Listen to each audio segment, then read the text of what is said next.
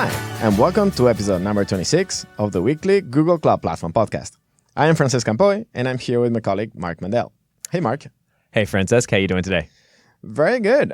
Very happy and very excited about the interview to Gustavo Ambrozio. Gustavo Ambrozio from Pocket Gems is here today to talk to us about their game War Dragon and how their backend infrastructure works. Yeah, I love the talk that you gave with him at GCP Next. I thought it was a very interesting talk because there was a lot of interesting technical aspects and also a bunch of dragons. So that's always good. Whenever there's dragons, that's awesome. Yep. And he's back to basically tell us a little bit more about all the details and all the things behind the scenes on what is the name? War of Dragons? War Dragons. War Dragons. Yeah. War of Dragons is that war's name. I like War Dragons. War Dragons.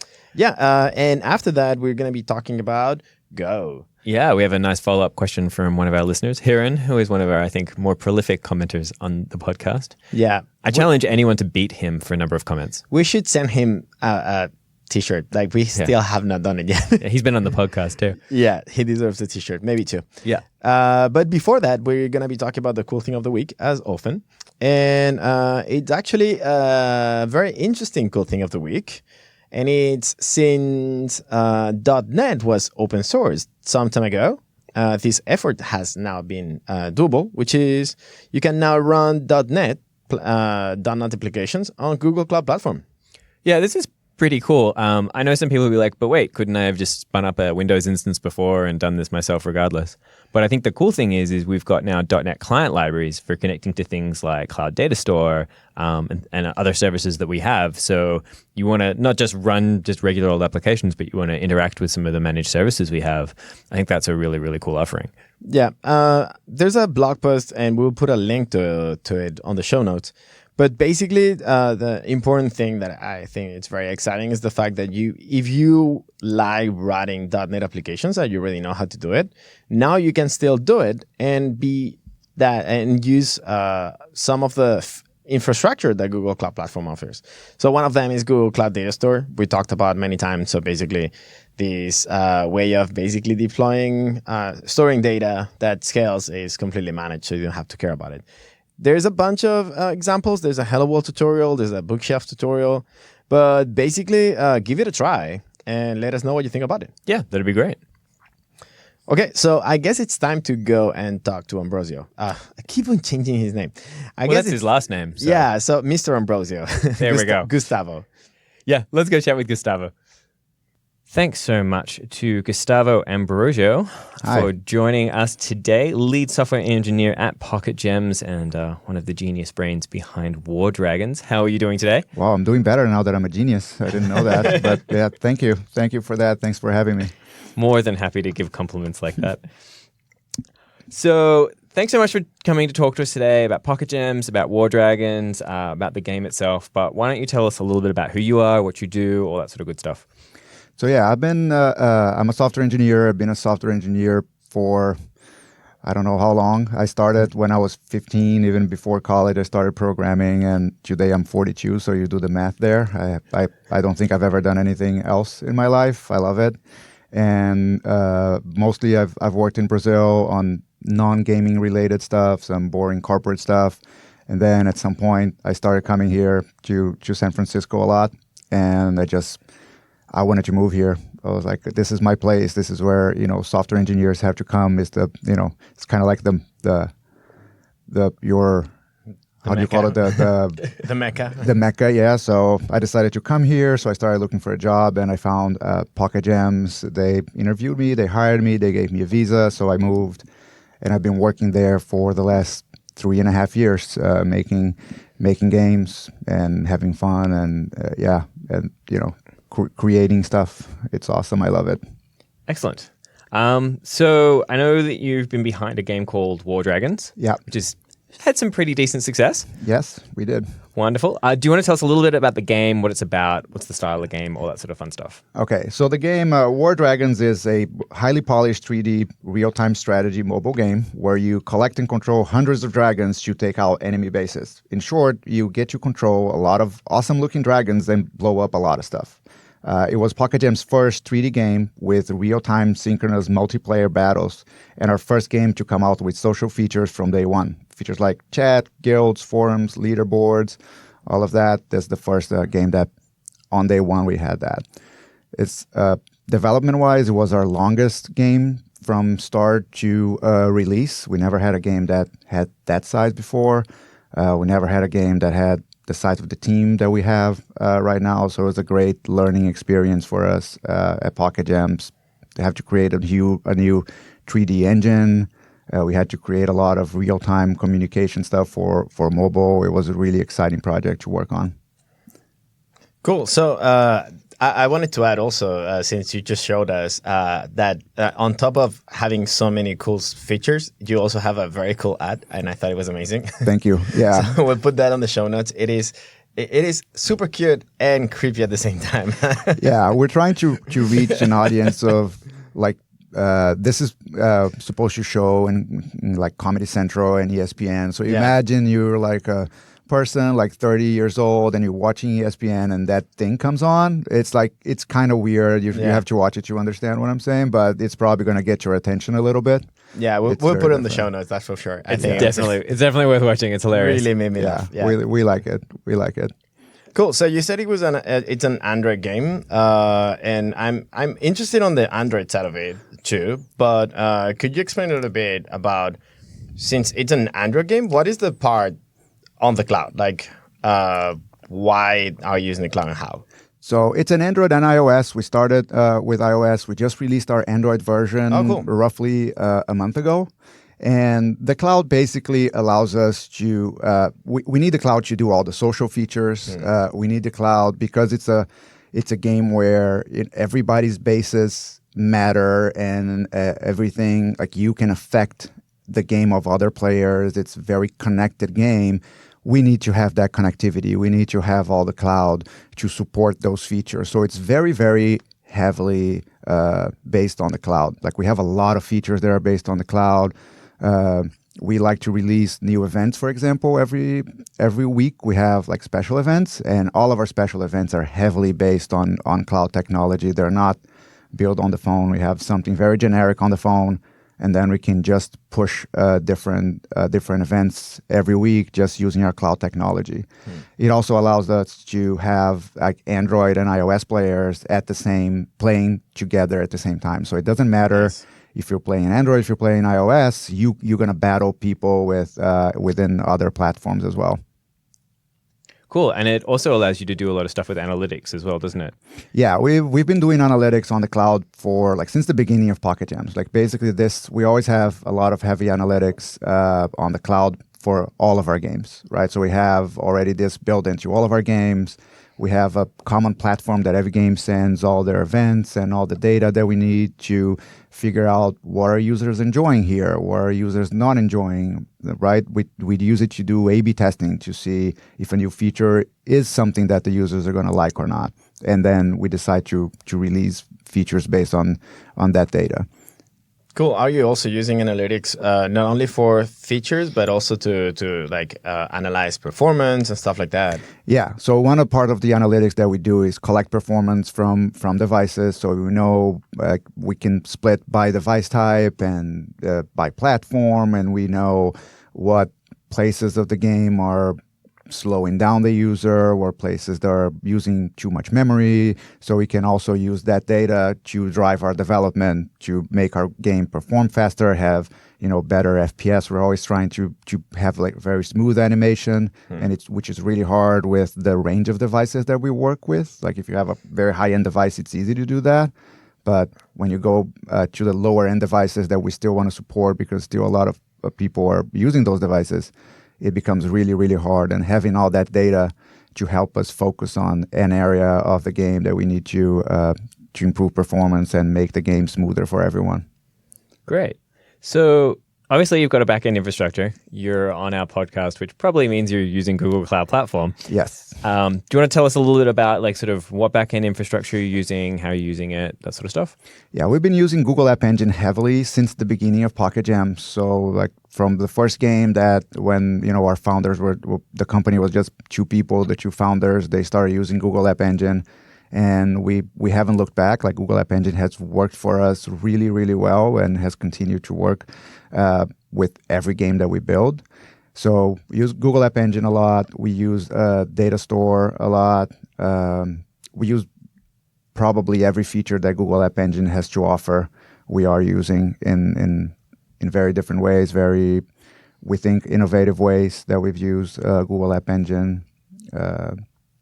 There's I don't know if you want to mention the talk we did at GCP Next. Definitely. Yeah. So there's that talk. We talk a lot about that. We go into some more like technical details. We have some interesting tricks that we use at Pocket Gems to be able to run our games in a smooth way in the cloud. So I think we're also going to put that on the show notes.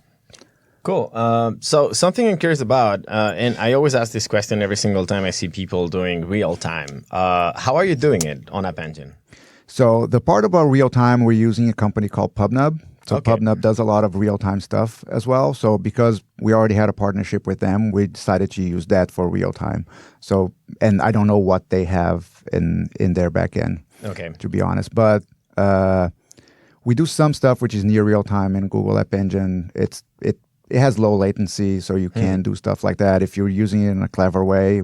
Like we do a lot of stuff that requires us to be real time, like all the battle reports and know whenever you're fighting someone, you need to distribute resources. That's all done using the Google App Engine. Cool. So you're essentially doing like all your user data and your game data and like your matchmaking, all that stuff's in App Engine? Yeah, all that part is in App Engine. Matchmaking, whenever you need to battle someone, like to figure out who is a good user for you to battle, because like we have millions of users and some of them have super strong bases and some of them have super, weak bases because they just started playing. So you need to figure that out. That is all done using Google App Engine. We have leaderboards, which is also very computationally heavy. We use that on Google App Engine, actually using some code that Google released as open source for leaderboards. So we found that when we were building our leaderboard tech, and we said, let's use that. So we started using that, and we modified that a little bit to suit our needs. But that's the base of our leaderboard. What else is very complicated there? Well, all the game user data, we do support people playing in multiple devices. That's also done through the cloud. So whenever you quit your game, we save all your data in the cloud. And if you load that game in another device, we load all that data from the cloud. So all that game state management is done on Google App Engine. All our A/B testing is done using Google App Engine. We can release new dragons, for example, without releasing a new version of the game. We can do something like that, and it's all done using Google App Engine. Even our asset management is done using Google App Engine and using the Google front-end cache. It's really fast for us. Cool. So I'm assuming that when you say Google App Engine to store data, you're actually using the data store? For the files, I'm not sure how we're doing that. Okay. I'm not sure if it's Google Data Store. I think it is actually using Google Data Store. Could be cloud storage, maybe. Yeah, I'm not sure files, that part. I don't know. That part is really, really like we built that in the beginning. I never had to touch that code. This has been working for us for like 6 years, I think. It just works. Yeah, it's just been working forever. Well, that is good. Yeah. So obviously you've had some success. How have you had to change how your application has been built since been running on App Engine, running on Data Store? Have you needed to make many changes to it as the scale of how many loads and how many players and how many games and battles have grown?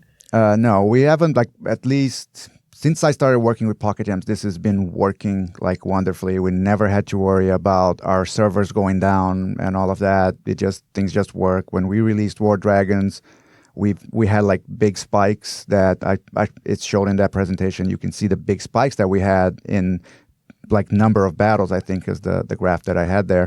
And we didn't have to touch anything. We didn't have to, call Google and say, hey, we're going to have a big spike here. So you guys better be ready. No, it works, and, it scales up and scales down as you need it, and things just work. We had a few adjustments that we did basically to control the costs that we have in Google App Engine. So there's some stuff that we were doing, and the way that we designed it was using too much data, or it was doing too many data store calls. So we redesigned a few of those things to do less calls and still had the same functionality to drive our costs down. I believe you were using Memcache a lot to do that, right? We use Memcache to do that. It's also in the presentation if people want some detail on how we do that. It's a very clever way to use Memcache and data store and task queues. So we use all that technology, and we were able to drive our costs down a lot. Great. I'm also really curious. I mean, you just released Android. You've had an iOS version out for a long time. Did you have to change the App Engine code at all for each individual platform or your mobile platform, or was it the same, or what happened there? Not at all. It doesn't change anything. We have, you can imagine, we have a bunch of client code that we say, if it's Android, do this. If it's iOS, do this. Yep. But on our platform side, on the Google App Engine side, I don't believe we have any of that. All the communication is done completely the same. Cool. Could you tell us a little bit about how you're doing it? Is it a REST API or? It's mostly REST API. It's really easy to build REST APIs on top of Google App Engine. So we mostly use RESTful APIs with a few exceptions there. For example, for just to get files is not REST. It's just plain old HTTP. There's not a lot of stuff going on there. But for all the data communication is all doing REST, and with JSON as the format that we send back and forth. And it's really easy to use on the mobile side as well. There's millions and thousands of libraries out there that's going to do that for you right out of the box without using anything crazy. So the question that I always ask too for people that write code on App Engine, are you writing it in Go? Sorry? Is it written in Go? What is the language that you use for We the use backend? Python. Python, cool. Yeah, we use Python. It's fine. No, Python is awesome. I love Python. I haven't written anything in Go, so I'm not gonna badmouth it. So Excellent. So you do some really interesting things. We covered this in our presentation, but I'd like to go over it again because I think it was really clever how you use App Engine versions and match those up to client versions. Do you want to talk a little bit about how that works? Sure. So, Google App Engine versions, for people that don't know, it's basically you can deploy various versions of your code in Google App Engine. Then Google App Engine is going to give you a different URL for every version that you have. Traditionally, this is used for testing. So if I'm a developer and I'm developing a new feature, I don't want to keep deploying that to production. So we deploy that to a different version of Google App Engine, and then I can test that using that different URL, right, without disturbing production code. But at Pocket Gems, we devised a different use for that. So whenever we release a new version on mobile, what happens is sometimes we have to break compatibility with the previous version of Google App Engine. And traditionally, people have been doing that with if version is this, do this, if version is that, do that. And then you end up with a lot of code that is old code and awful to read, right? So we don't like that. So what we do is we basically, whenever we're releasing a new version of Google App Engine, we don't care about breaking compatibility. And what we do is when we release a new version of the game, we first deploy the version for the new version. We deploy in a different URL, and we configure our client code to go to that URL instead. So then when people start downloading that new version, they go to the new version of Google App Engine, and the old version still go to the old version. So we don't break compatibility there. It all works for everyone. And then at some point, what we do is we force users to upgrade. So a few days after we release something, we force users to upgrade. Then everybody upgrades, and we were able to take down the old version. And now the new version becomes what is called the default version, and everybody just connects to that version. So we were able to very easily break compatibility without actually breaking anything. That is very cool. I guess that's the power of being able to force clients to be updated. Yeah, we didn't have to do that. We only do that because also we sometimes break compatibility between in battle. So when you're battling people online, with the new version might have a different spell that we created. And then if I'm fighting you and you have the old version and I do that spell's not going to work on your end. Yeah. So now things become out of sync. So we break compatibility basically not because of server code. If you think about the server code, we could just keep 10 versions running there. Yeah. Right. It wouldn't cost us much or anything else, I think, more. And it's not, it wouldn't be such a big deal. But there's this client part that does break compatibility when people are playing with each other online. That would break. So that's why we force people to upgrade, basically. That is interesting. Otherwise, people could use the strategy of, I'm not going to upgrade, so no one can attack me. Yeah, but then you can't attack anyone. And you lose a lot if you don't do that. And the social aspect of the game, I think, is one of the most important parts. We've been seeing that social aspect of it is what drives people back. Like we have guilds too, so everybody's part of a guild, and your guild just plays together to fight other guilds, and your guild members can help you, and you attack with their dragons.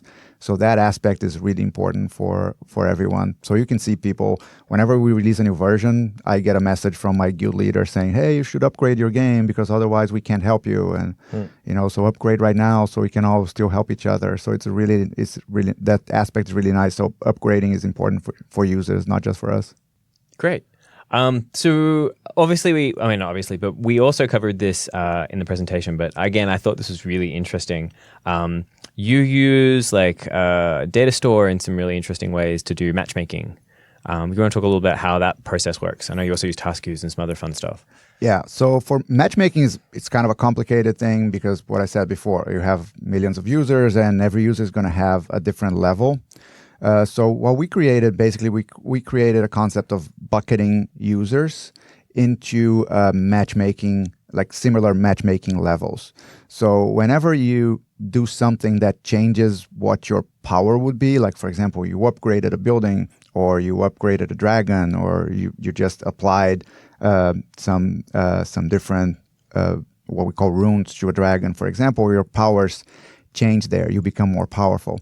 And whenever something like that happens, we put a task in the task queue to basically recalculate what bucket you should be in. And then at some point that task queue runs, we recalculate your power and we see in what bucket is better for you to be. And then we place you in that bucket. That bucket now, is something that whenever you want to battle someone, we just go to that bucket and we pick some player that's in that bucket. We know that they're going to have a very similar level to you. So the battle is going to be challenging. It's not going to be something that's going to be super easy for you to beat or it's going to be impossible for you to beat. We know that, it's possible to beat. You're going to lose some, you're going to win some, but it's possible. But with millions of users, we couldn't find a better way to do that and still be perform well, right? Because whenever you battle, that's one of the most important things. We need to respond really fast. We want you to go into battle as fast as we can. So if we have to wait for the server to come back with something and it takes 5 seconds, it's gone. Like your user's already out of the game by that point. Great. So you're able to leverage task queues to be able to push that into the background so that the user doesn't have to wait for it, and we can keep that complicated data processing happening in the background. Yeah, and it's not that important to change your bucket right then, right? You can wait a few seconds. Your previous bucket, it's still competitive. It's still very similar to what you are, right? You're not going to be super easy. So if it takes 5-10 seconds to change your bucket, it's not a big deal. So we just push that to the task queue, and the task queue does that calculation for us in the background. Excellent. Cool. So I think that we're actually running out of time. But as always, we'd like to give you the opportunity of telling us whatever you feel like we left out. I just want to say that we're hiring engineers right now. We're hiring, especially we're looking for managers and leads. It's a hard position to fill. So take a look at our website. We're going to have that in the notes, I believe, as well. Yep. Take a look there, and if you're interested, just contact me. It's Gustavo@pocketjams.com. If you're around for Google I/O, if you want to come and visit the office and just shoot me an email, you can come. We're here in the city, pretty close to where the conference is going to be. I've been up to the offices. The offices are very nice. Yeah, we have a very nice office. Thank you. I have not been invited yet, so. All right. You're just saying. Officially invited now. Cool. Yeah, whenever you want to come.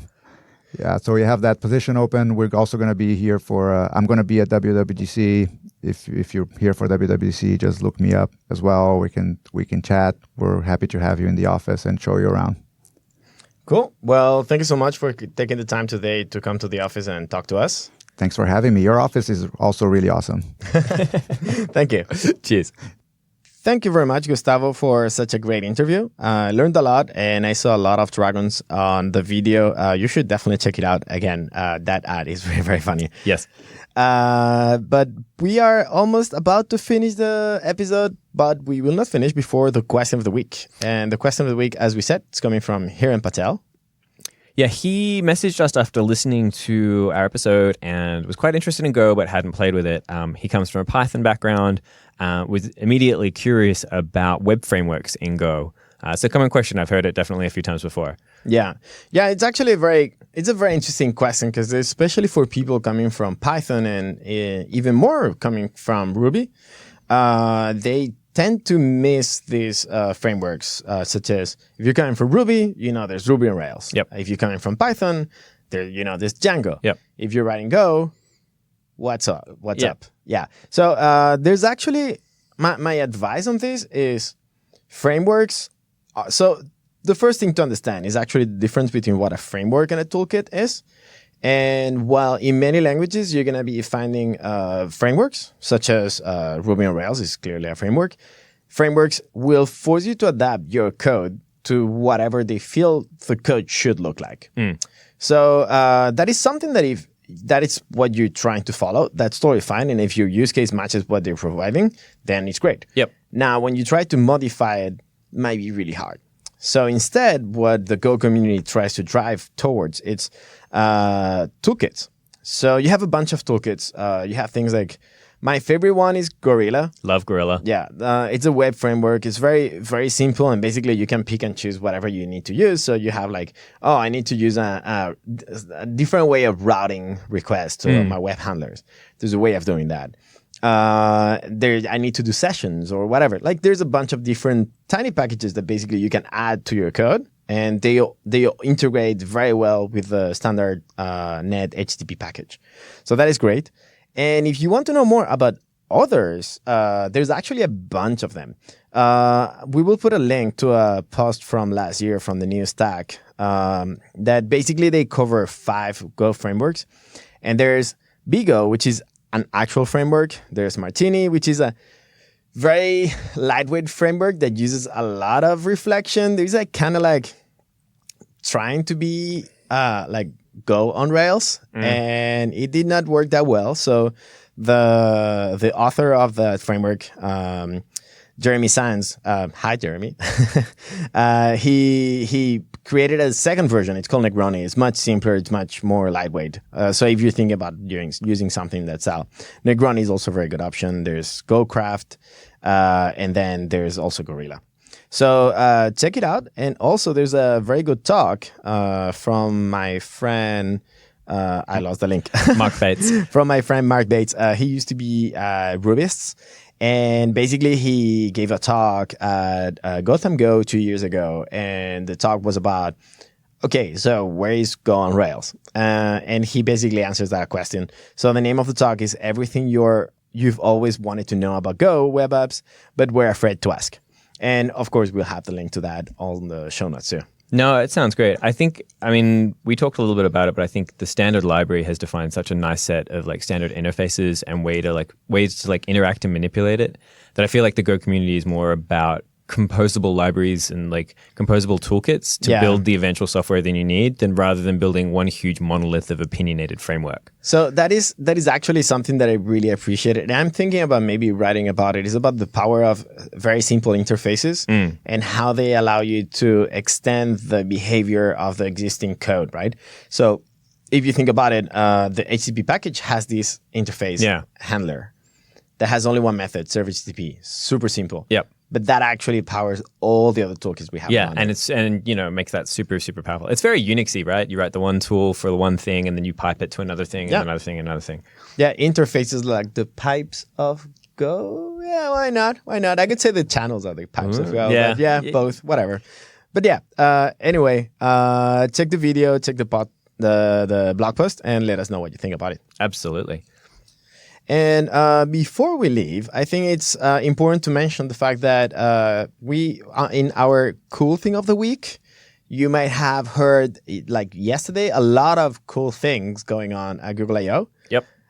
We will be covering them during next episode. Until then, just you can check the videos and everything is being not open source, live streamed. Live streamed. If you check the hashtag #IO16, I'm sure there'll be plenty of content out there. I think it's going to be hard not to find out all the new things before next week. But in the meanwhile, I'm hoping you will find them around, and we'll cover them next week. And next week we'll be talking with John Feminella. Yeah, we're going to have an interesting chat about unikernels, which is something up and coming. It keeps popping up in conversation, so we're going to have a good, deep conversation about that. Yeah, so if you're curious about unikernels, tune in next week. Great. All right, well, we'll definitely be at I/O, now, when this podcast is released, now. Where are you going to be after that? So I'm going to be, by next week, I will be in Chicago for GoTo. And after that, I'm going to try to relax. Well, actually, as I said, I'm going to be biking from San Francisco to LA. It's life cycle. But in the meanwhile, I'm going to be preparing my talk for July in GopherCon. Oh, yes. Yeah. And today I got a very exciting piece of news, which is I will be doing the opening keynote. Ooh. I am very excited. Kind of scary to be doing the opening keynote at GopherCon when one of the speakers literally created the language. Rob Pack will be there too speaking. So no pressure. Just no pressure. No pressure at all.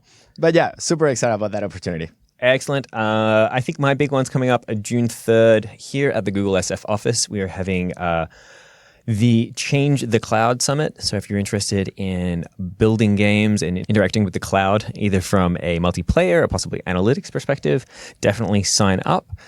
We'd love to have you come and hang out with us for a day. Cool. Well, thanks so much again for taking the time to record this episode with me today. Thank you for taking the time to record it with me. And talk to you next week. See you next week.